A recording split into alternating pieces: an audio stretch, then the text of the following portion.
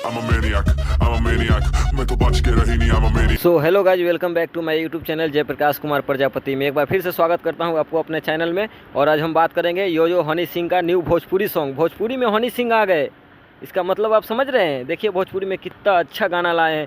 गाना का नाम है मिनी एक, बहुत ही मस्त गाना।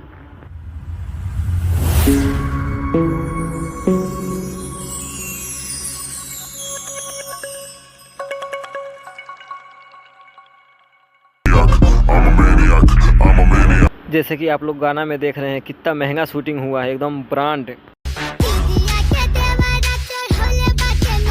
इस गाने में जिस सिंगर का आवाज़ सुन रहे हैं उसका नाम है रागिनी विश्वकर्मा, जो प्लेटफॉर्म पे कभी गाना गाया करती थी, आज देखो रातों रात स्टार बन चुकी है।